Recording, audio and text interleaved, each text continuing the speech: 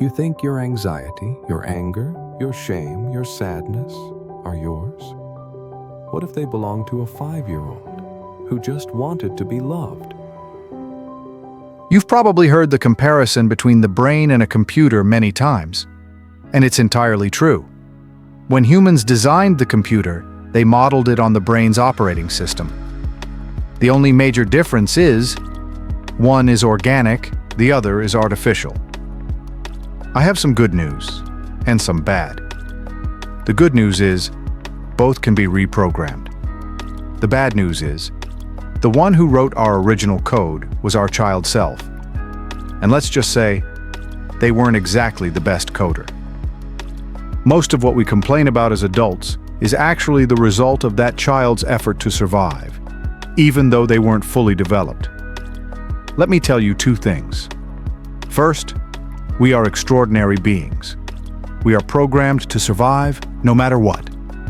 Second, unless we were lucky enough to grow up with emotionally mature parents who knew how to love themselves, those codes written in childhood eventually turn into the adult problems that trip us up today. Because a child's algorithm is based on the faulty algorithms of their parents. If a parent links their self-worth to achievement, they pass this on to the child. Suppresses their emotions, they teach the child that feelings are too much. Believes they're lovable only when useful, they only show affection when the child behaves. Tries to fill their own unmet emotional needs through the child. They burden the child emotionally. So let's try to understand our own nature and figure out how we can rewrite our program with our now capable, conscious adult brain. From the very beginning of life, human beings simply cannot stand to be alone. We know instinctively from birth that we can't survive on our own. So we spend our lives trying to hold on to something.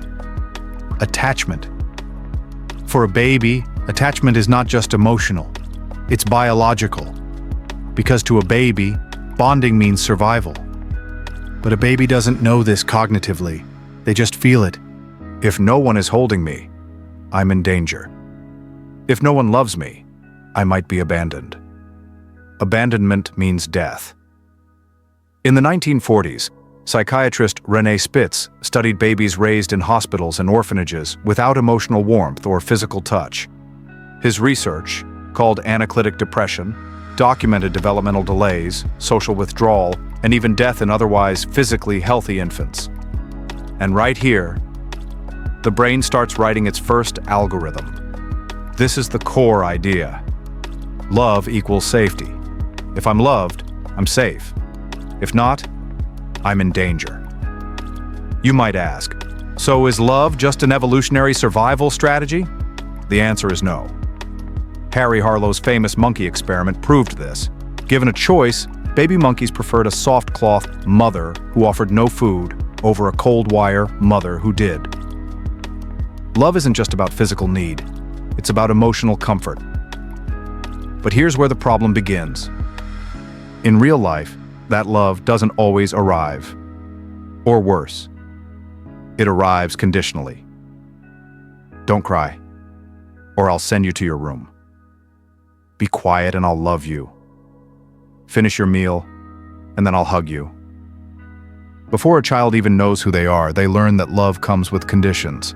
And because their brain has already linked love with survival, every behavior begins serving this survival need.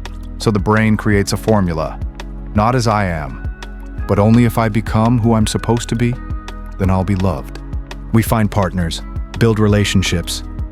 But in every new connection, the old algorithm kicks in. And we still do the same things. Try to prove we're worthy of love. Get hurt like a child when criticized. Panic at the idea of being left. Feel helpless when misunderstood. Get angry when we feel unseen. Stay quiet while we silently break inside. Say, "Here we go again," and feel defeated. And we don't realize what's happening, because these codes live in the normalized past. So why do we call this the organic algorithmic flaw? Because it's a natural misunderstanding. The brain started forming it very early, just to survive. but the data it received was flawed, and the strategy remained childish. Now we try to navigate an adult world with those same outdated patterns. This is why we can't just fix ourselves. We have to first see the algorithm. And real transformation begins with this question: do I actually want to be loved right now? Or am I just trying not to be abandoned? Because beneath everything we chase, there's a small voice from our child self that once wrote, "Please don't leave me." But now, our adult self can rewrite that line. I don't have to be anything to be loved. I am enough, just as I am.